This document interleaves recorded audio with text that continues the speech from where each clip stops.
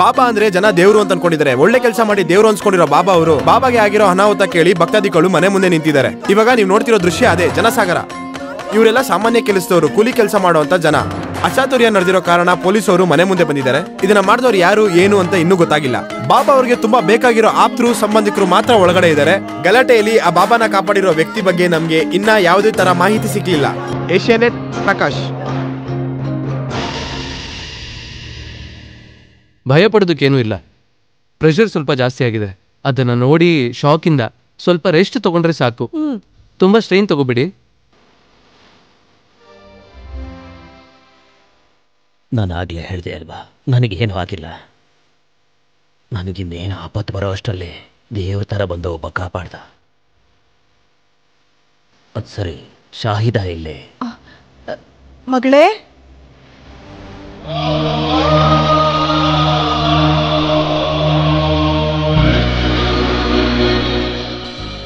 ಮಗಳೇ,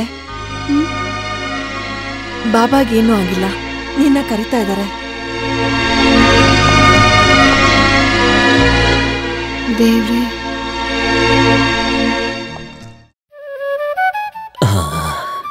ಅಯ್ಯೋ ಏನಮ್ಮ ಅಳ್ತಾ ಇದೀಯಾ? ನಿನ್ನ ಅಪ್ಪನಿಗೇನು ಆಗಿಲ್ಲ. ಇಲ್ಲಿ ನೋಡು, ನೀನು ಕಣ್ಣಲ್ಲಿ ಕಣ್ಣೀರು ನೋಡಿದ್ರೆ ನಿನ್ನ ಅಪ್ಪಂಗೆ ಸಂಕಟ ಆಗುತ್ತೆ. ಒಂದು ಟೀ ಕಾಫಿ ಕೂಡ ಕುಡ್ದಿಲ್ಲ ಅವಳು. ಹಾಗೆಲ್ಲ ಮಾಡಬಾರ್ದಮ್ಮ. ಹೋಗೇನಾದ್ರೂ ತಿನ್ನು.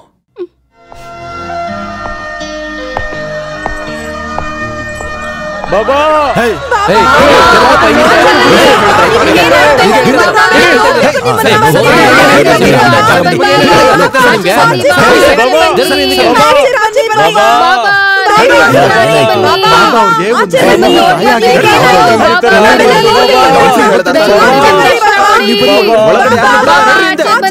ನಮ್ಮ ಕ್ಷೇತ್ರದ MLA ಸಾಹೇಬ್ರು, MLA ಅಬ್ದುಲ್, ಮತ್ತೆ ನಮ್ಮ MP ಸಾಹೇಬ್ರು, ಆಮೇಲೆ ಕೌನ್ಸಿಲರು, ಆಮೇಲೆ ಬಿಸ್ನೆಸ್ ಮನ್ ಕಾಶಿ, ಅವರೆಲ್ಲ ನಿಮ್ಮನ್ನ ನೋಡಕ್ ಬಂದಿದ್ರು. ಫೋನ್ ಮೇಲೆ ಫೋನ್ ಮಾಡ್ತಾ ಇದಾರೆ.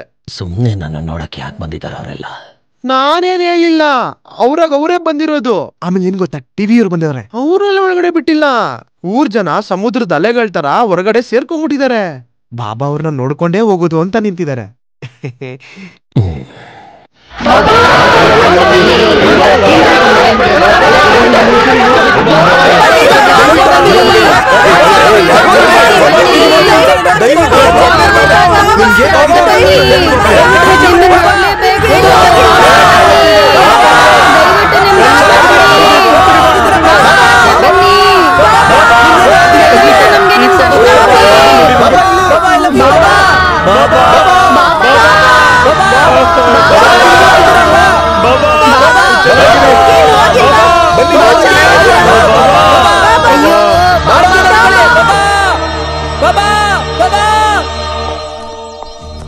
अस्सलामु अलैकुम। वालेकुम अस्सलाम।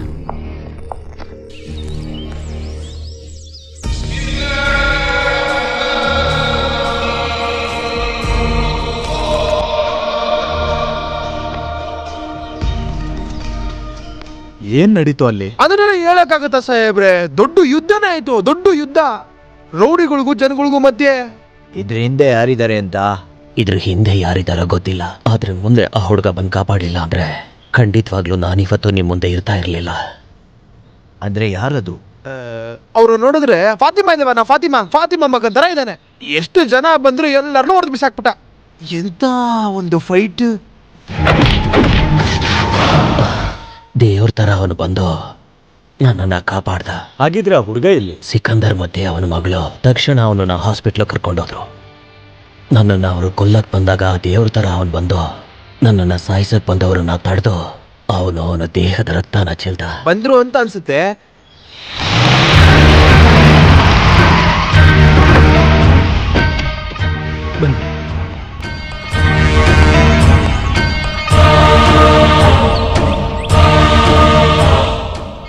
ಏನಲ್ಲೇ ನಿಂತಿದ್ದೀರಾ? ಮೇಲೆ ಬನ್ನಿ.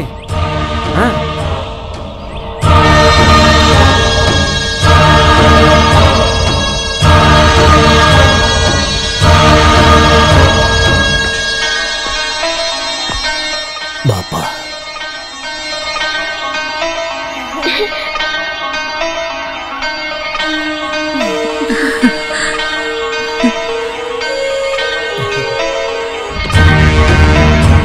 ಬಾ ಒಳಗೆ. ಏನಪ್ಪ ಅಲ್ಲೇ ನಿಂತ್ಕೊಂಡ್ಬಿಟ್ಟೆ? ಒಳಗಡೆ ಬಾ. ಏನ್ ಕಾಪಾಡಿರೋ ನಮ್ಮ ಪ್ರಾಣನ. ಒಳಗಡೆ ಬಾ. ಹೌದು, ನಿನ್ನ ಹೆಸರು ನೀನು ಎಲ್ಲಿಂದ ಬಂದಿರೋದು? ನೀನು ಏನೇ ಕೇಳೋದಿದ್ರು ಎಲ್ಲ ಆಮೇಲೆ ಕೇಳು. ಪಾಪ ಹುಡುಗ ಸುಸ್ತಾಗಿದ್ದಾನೆ, ರಕ್ತ ಬೇರೆ ತುಂಬಾ ಹೋಗಿದೆ. ಎಲ್ರೂ ತಪ್ಪದೇನೆ ಊಟ ಮಾಡ್ಕೊಂಡು ಹೋಗಿ. ಸರಿ.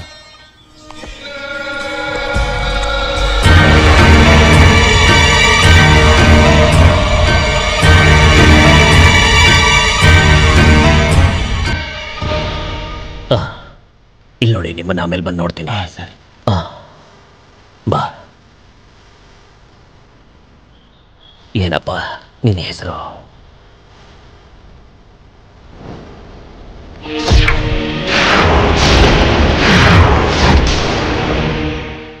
ಉಮೇಶ್ ಅಂತ.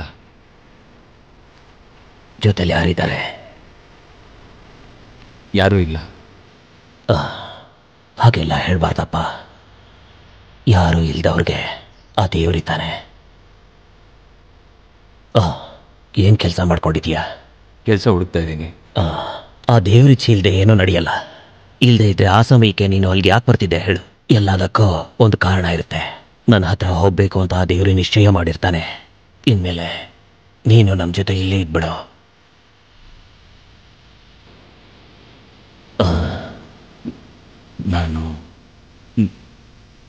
ನಾನು ಒಬ್ಬ ಹಿಂದೂ. ಇಲ್ಲಿರೋ ಎಲ್ಲರೂ ಏನಾದರೂ ಪ್ರಪಂಚದಲ್ಲಿನ ಸಮಸ್ತ ಸೃಷ್ಟಿಗಳು ಒಂದೇ ದೇವರಿಂದಾಗಿದೆ.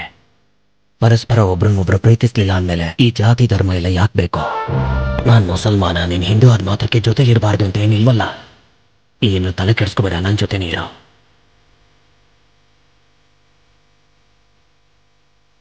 ಯಾರಾದರೂ ನಿನ್ನ ಹೆಸರೇನು ಅಂತ ಕೇಳಿದ್ರೆ ಸಲಾಮ್ ಅಂತ ಹೇಳ್ಬಿಡ. ಹಾಗೆ ಯಾರು ಏನು ಕೇಳಕ್ ಹೋಗಲ್ಲ, ಸರಿ ಅಲ್ವಾ?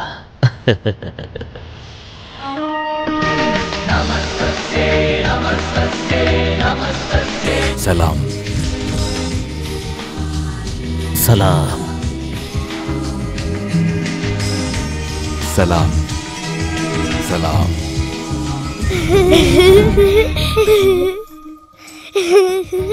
ಏನಾಯ್ತೆ? ಅದೇ ಆ ಅಂಕಲ್ ಹೆಸರು ಗೊತ್ತಾ? ಸಲಾಮ್. ಸಲಾಮ್. ಯಾ ಅಲ್ಲಾ, ಇಡೀ ಜಗತ್ತನ್ನ ಕಾಪಾಡು ತಂದೆ. ಎಲ್ಲರೂ ಸುಖ ಶಾಂತಿಯಿಂದ ಬದುಕೋ ಹಾಗೆ ಮಾಡು. ಎಲ್ಲ ಕಡೆಯನ್ನು ಶಾಂತಿಯನ್ನ ನೆಲೆಸು. ಬಿಸ್ಮಿಲ್ಲಾಹಿರ್ ರಹಮಾನಿರ್ ರಹೀಮ್. ಆಮೀನ್.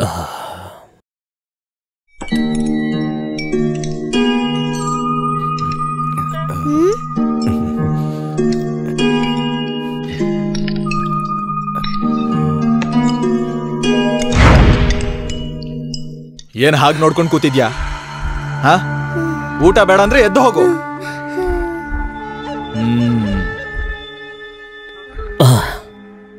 ಊಟ ಮಾಡೋ ಸಮಯದಲ್ಲಾದ್ರೂ ಸ್ವಲ್ಪ ಒಳ್ಳೆ ಮಾತುಗಳನ್ನಾಡು ಸುಲೇಮಾನ್. ಅವಳು ಮಗು ಅಲ್ವಾ? ಇಲ್ಲಿ ನೋಡಮ್ಮ, ನೀನು ಊಟ ಮಾಡು. ಹೌದು, ಸಲಾಮ್, ನೀನ್ ಯಾಕೆ ಊಟ ಮಾಡ್ತಿಲ್ಲ? ಈ ಕೈ ಊಟ ಯಾಕೆ ನಿಮ್ಗಿಷ್ಟ ಇಲ್ವಾ? ಇಲ್ಲಾಂದ್ರೆ ಬಾಬಾ ತರ ಇಡ್ಲಿ ಚಟ್ನಿ ಮಾತ್ರ ಸಾಕ? ಅಲ್ಲ, ಈ ಕೈಗೆ ಬ್ಯಾಂಡೇಜ್ ಹಾಕಿ ಅದಕ್ಕೆ ಹೆಂಗ್ ತಿನ್ನೋದು ಅಂತ. ಅಯ್ಯೋ ಬೇಡ. ಪರವಾಗಿಲ್ಲ, ಆ ಮಾಡು.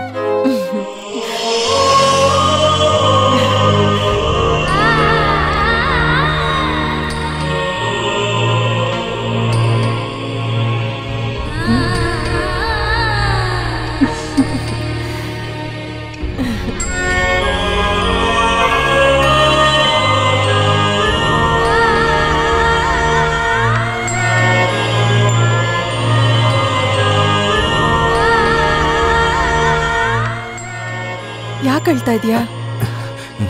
ಏನೂ ಇಲ್ಲ.